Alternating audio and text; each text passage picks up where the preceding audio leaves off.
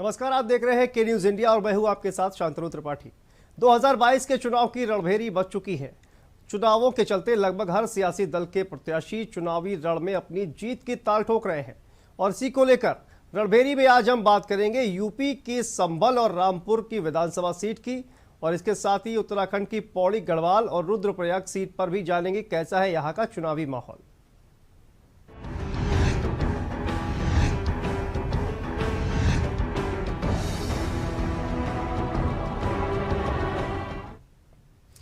तो लोकतंत्र के महापर्व का शानदार आगाज हो चुका है। 2022 में 5 राज्यों में चुनाव है।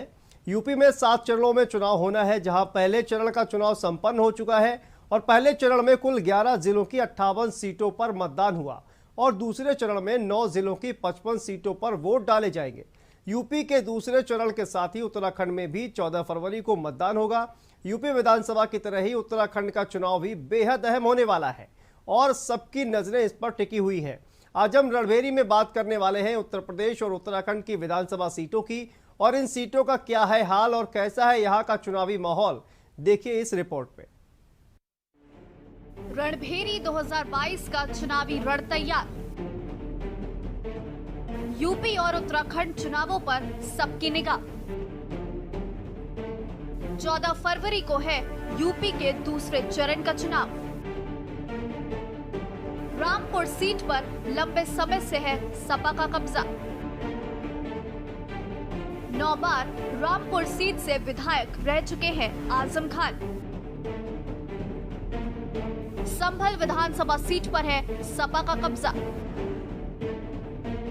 संभल सीट से सपा के इकबाल महमूद है विधायक।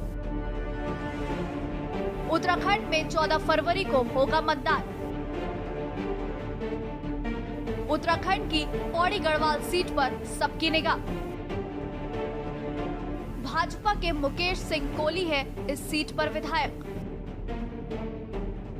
रुद्रप्रयाग विधानसभा सीट पर बना है चुनावी माहौल। बीजेपी के भरत सिंह है इस सीट पर विधायक।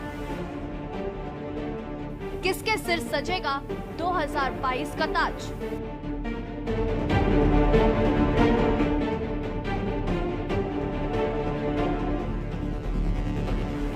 पहले चरण के बाद अब दूसरे चरण के चुनाव की बारी है।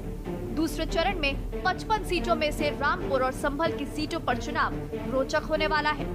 रामपुर सीट पर कई सालों से सपा के वरिष्ठ नेता आजम खान का दबदबा कायम है। आजम खान 9 बार से इस सीट से विधायक रह चुके हैं। फिलहाल घोटाला मामले में आजम खान जेल में बंद है। 2019 में हुए चुनाव में आजम खान की पत्नी तंजीन फातिमा ने जीत दर्ज की थी। 2022 के चुनावों में फिर से सपा ने आजम खान पर दांव खेला है।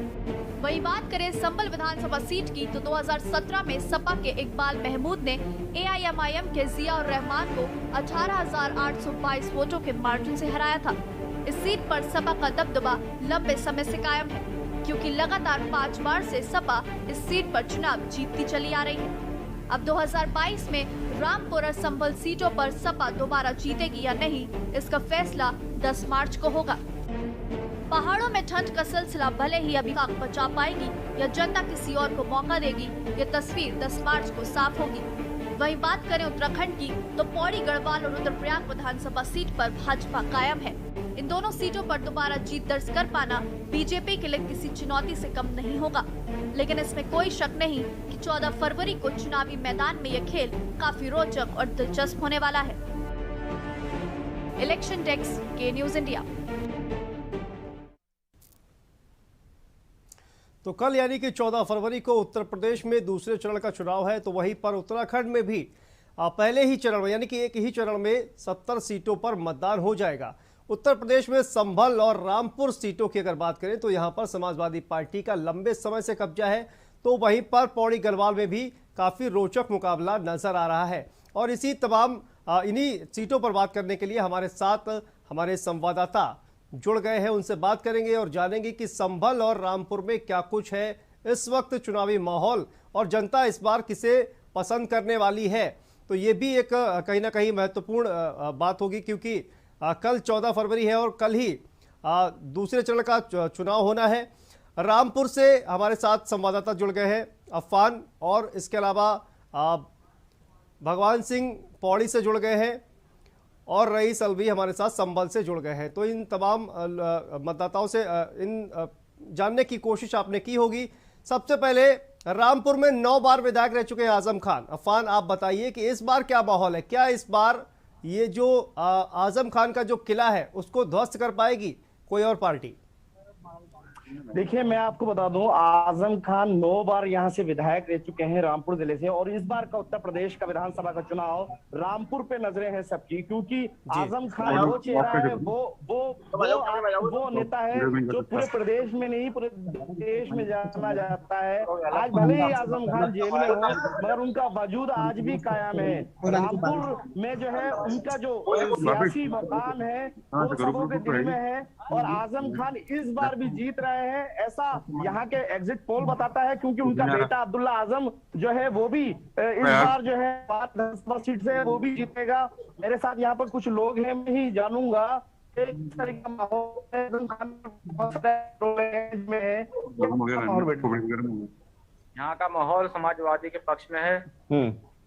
इस वजह से कि आजम खान यहाँ के कद्दावर नेता हैं, बहुत दिलों पर राज करने वाले हैं। उन पर जैसे इस सरकार में जुल्म किया गया है, उनके बेटे अब्दुल्ला आजम खान पर जुल्म किया गया है, उसके विरोध में लोग समाजवाद वोट देना चाहते हैं। मिलकर समाजवादी लोगों की निगाहें हैं, आजम खान जीतेंगे हारेंगे? आजम बहुत वोटों से जीतेंगे, बहुत वोटों नहीं, बहुत वोटों से जीतेंगे आजम। लोगों ने निगाहें वो क्यों किताब से कर लेंगे, वो भक्ति चोरी कर लेंगे, चोरी कर लेंगे, फर्जी मुकदमे बता रहे हैं आजम खान। आप बताइए आजम खान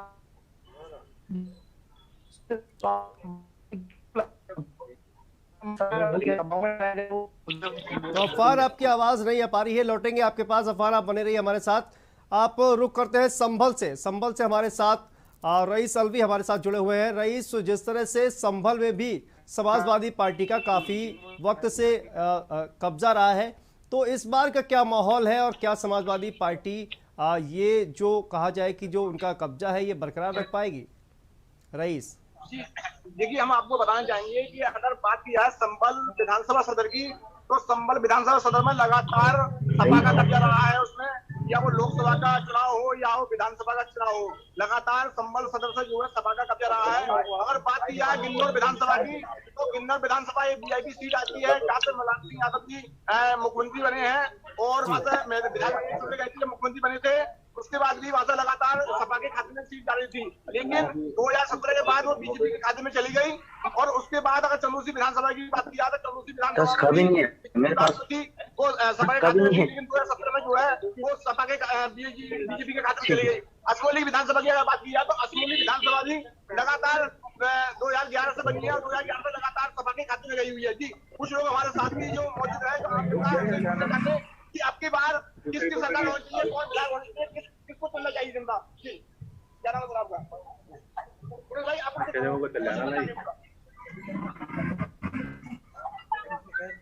विधायक से तो कहा था हमने यहाँ पे विधायक जब बनी थी तो कहा था यहाँ पे पानी का क्लियर होना चाहिए, जनता आती है, हम लोग समझते हैं यहाँ पर पानी के।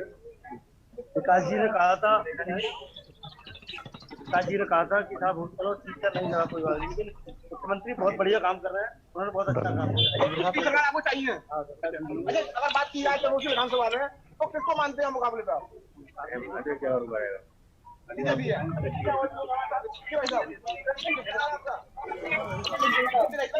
क्या पकड़ रहा है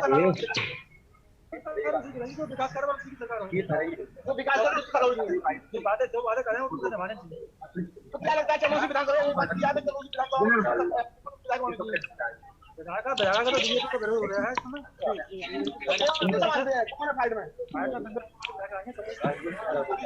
विमलेश वाली को मानते हैं। जी, क्या कहेंगे अपनी बात?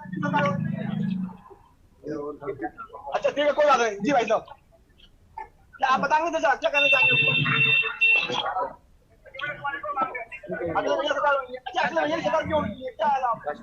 अच्छा यार भाई, यहाँ पकड़ रहे हैं।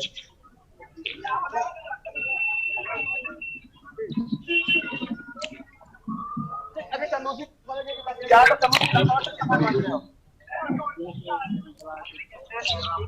है भैया, और भी बताती हैं और भी शादी से पूछे जाएंगे, काफी लोग हैं यहाँ पकड़ रहे हैं। क्या कहेंगे आप? साइकिल पर सवार हैं आप, क्या कहेंगे? यहाँ पकड़ रहे हैं ये बंद हुई पूरा भाई की मेरे को जाना दिया है ना इस वाले को लेकर कार और बंद कर हां बरोबर बेरोजगारी सेटल है ये कनेक्ट नहीं हो रहा, स्विच ऑफ कर रहे हैं। आपकी बार चंदूसी विधानसभा में किसको मानते हैं भाई लोग? बैठ नहीं निकल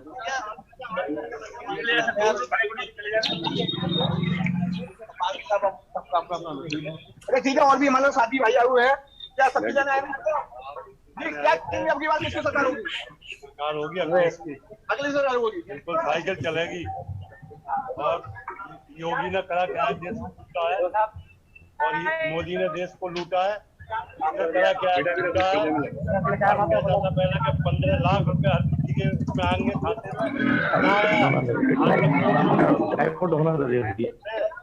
और जो है देश को लूट के रख दिया। मुस्लिम हिंदू मुस्लिम यानी कि योगी सरकार ने हिंदू मुस्लिम में काम किया है, कोई विकास नहीं किया। विकास नहीं किया, हम चाहते हैं विकास का काम हो गया। विकास का जो है वो पहिया चले और विकास के काम जी रईस इनसे पूछिए यहाँ के संबल के मुख्य मुद्दे क्या क्या हैं जिन पर वोट करने वाले हैं ये लोग? आपके संबल के मुद्दे क्या हुए, किस पर वोट डालेंगे, क्या मुद्दे होंगे? हमारे मुद्दे ये होंगे कि हमारे जो नौजवान लड़के हैं पढ़े लिखे ऐसे घूम रहे हैं, उनको नौकरी मिले और हमारा विकास हो गया।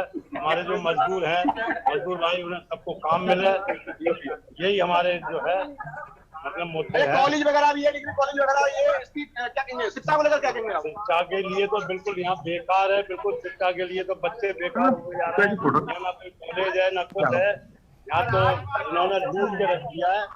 ये लूट ही सरकार है। अच्छा, अब चंदूसी विधानसभा से आप किसको फायदे मानते हैं? हम भाई भैया डॉन है उसका, तो हमको साइकिल का जो है यहाँ पे शाम तक रहेगा।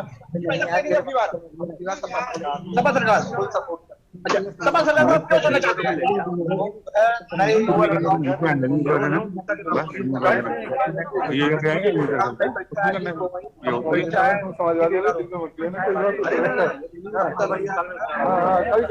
सपा सरकार को आप जो आपका मत होगा, मत जो वोट देंगे आप